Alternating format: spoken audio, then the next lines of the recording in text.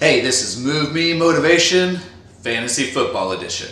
I'm just going to break down some really quick and easy fantasy football advice and tips just to kind of help you get through this fantasy football season, whether you're a pro, an amateur, first timer. Hope you can get something out of this to kind of help you out with everything. So I was around on the internet the other day and I just happened to stumble upon one of the NFL.com's leading professional fantasy football analysts and his drafting strategy that he does every year.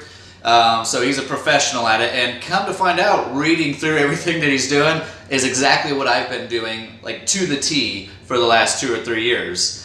And some of you might think, well, John, why are you so good at fantasy football? Well, it's because I'm a little bit addicted to it. So I have like 8 fantasy leagues for the last 3 years. So while other people are drafting once or twice a year, I'm drafting literally 4 times, 5 times more than they are.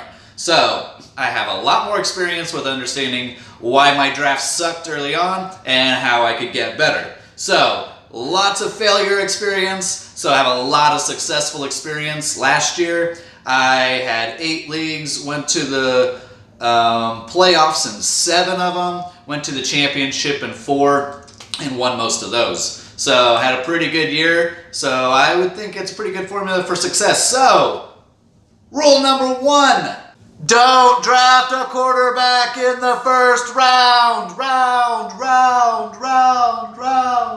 Seriously, don't draft a quarterback in the first round. But John, quarterbacks make more points than any other position. Yeah, and then you have to fill the rest of your positions, like wide receiver and running back, that have 2 slots, and you're going to be 1 stage behind getting subpar players for the rest of the draft. So even though the quarterback makes the most amount of points, you're going to get less points for every position moving forward. Also, if you're not going to get the top 3 quarterbacks for the year, the next 10 quarterbacks are on the same playing field. Just don't pick a quarterback early. Just don't do it. It's stupid. It's a waste of time. It's a surefire way of you not making it to the playoffs. Unless you're in one of my leagues, then I strongly recommend you pick a quarterback early, and a defense, and a kicker, all in the first 3 rounds. Very important. If you're in my leagues, do that. Yeah, thanks. Rule number 2, take care of your running backs first. I can't stress this enough. There's 5 or 6, truly top tier, fantastic running backs, and really about 10 total that are really you just have to have them on your team. And so if you're wasting your time getting any other position in the first round, you're sacrificing one of, more than likely, your chance at an elite running back. So there's always very, very few of them in a year. Yeah, there's elite wide receivers, but even the next 10, 15 wide receivers after that are still really great for fantasy purposes. So it's just really important that you lock down the running back position. I actually get 2 running backs in the first 2 rounds every time. The only time I don't is if I'm the 6th, 7th, 8th pick and Antonio Brown is still there.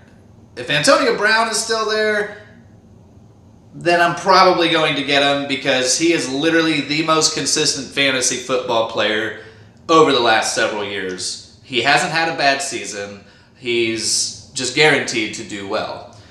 But in the second round, kind of the same principle applies. I'm going to get a running back every time in the second round, unless there's an exception that maybe DeAndre Hopkins is still there waiting for me in the second round. That'll be pretty hard to pass up. But then after that, I take care of my wide receivers. Next, round 3, round 4, that goes to my wide receivers. I'm going to grab whatever I can, and a lot of times I'll grab a 3rd one in the 5th round. I'll grab 3 wide receivers in a row because I've spent my previous drafts on running back, so I really need to stack up on some good quality wide receivers. So I do that. The only exception in round 3 to 5 with getting wide receivers is if I have a tight end. Again, listen to me. Unless Gronkowski or Kelsey, go Chiefs, are sitting there, don't get your tight end until way later in the draft because the same principle applies. The next 10 tight ends are on the same playing field.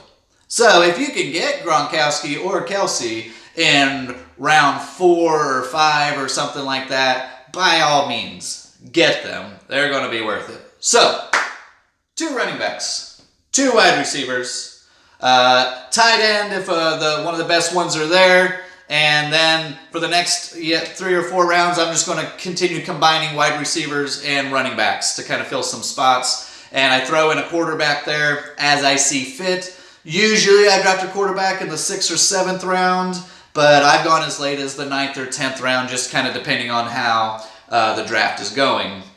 This is not a surefire method for everything. This is just your standard leagues. If you're in those stupid leagues where people do like 50-yard touchdown pass points for the quarterback, and if a wide receiver catches a ball, they get like 30 points every time that they do something and do a dance in the end zone, like those are dumb leagues. I don't have any advice for you on that because they're dumb, because they're stupid points for stupid things, and just don't be in those leagues. And then auction. For auction values, auction drafts, one of my biggest rules of thumb for whether it's auction draft or a standard draft, don't draft emotionally. Yes, it's your favorite player or it's your team and you have a choice between this guy and this guy, and this guy's your teammate that you love, but this guy clearly is a better player and you're actually considering this stupid guy. Don't do that. Don't do that.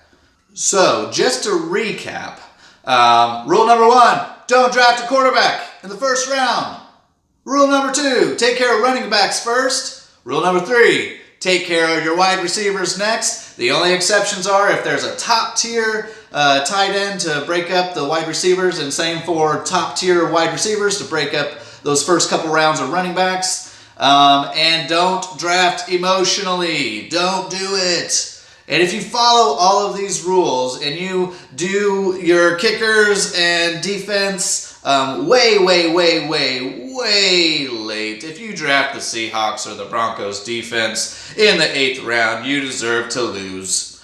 That's all there is. I'm just going to say it. You deserve to lose if you draft a defense in the first 8-9 rounds. So, if you follow these simple rules of success, then even a professional on NFL.com says this is the way to do it. This is what's proven to me over years and years and years, and of me being an analyst and doing this for real, full time. Then you're going to have success. You're going to have injuries. You're going to have players like if you had Jamal Charles a few years ago who got injured really early. And it probably ruined the rest of your season. Or last year, if you had David Johnson, same thing. You probably got him in the first round draft pick, probably in the first 3 picks. And so if you lost him, that stung. That hurt real bad. And so there's nothing you can do about that. There's nothing you can do to prevent loss of a player, a change in structure after the draft. So these success tips are just to get the most successful draft you can, because it's a map of success for the rest of the season. You've got to learn how to adapt to adversity, picking up players after that, which leads me into how fantasy football is this awesome analogy for life. So we've got amazing people all around us on the internet, people we know, business owners. They literally have a map to success. The keys and tips and tricks to drafting a successful life. And if you listen to them, they're all the same. It's waking up a little bit earlier. It's getting more discipline there. It's taking care of your body, eating better, and working out a little bit, because that produces more physical and mental energy for the rest of the day to make all the other things easier. It's being more organized. It's spending less time watching TV or playing video games. They're really simple things that we just have to mentally accept and go, oh, they know more than me. Me, I've drafted like 50, 60, 70 fantasy teams in my time of doing fantasy. I know what I'm talking about. So why wouldn't you listen to me? I've got the experience. Why wouldn't you listen to the advice of the guy that I was talking about from the NFL.com that's an analyst that does it for a living? So we've got these guys in real life that are successful champions in life, and they have the tips and keys to success of how to do well. Why would we not listen to them? So the same as in fantasy football for life, you're going to have injuries. You're going to have setbacks. Things that you had planned aren't going to work out exactly like you want it to be, and it's okay. The point is that you follow a formula of success that's going to propel you to increase your chances of successes. Because the truth is, there's always another season. I'm very used to saying that because I'm a Chiefs fan, obviously. That's my favorite saying is, there's always next year. But it's so true in life.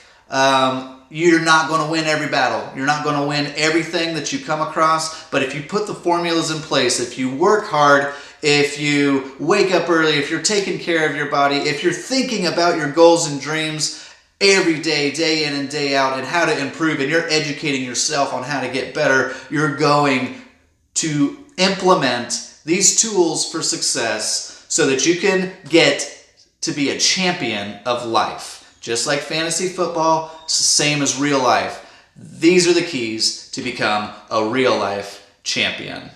I hope you enjoyed this video. I hope you got some good tips and tricks on how to improve your fantasy drafting style. If you have any questions or any cool stories of some horrible fantasy woes that left you in the dust the rest of the season, I'd love to hear them. I can talk fantasy football all day.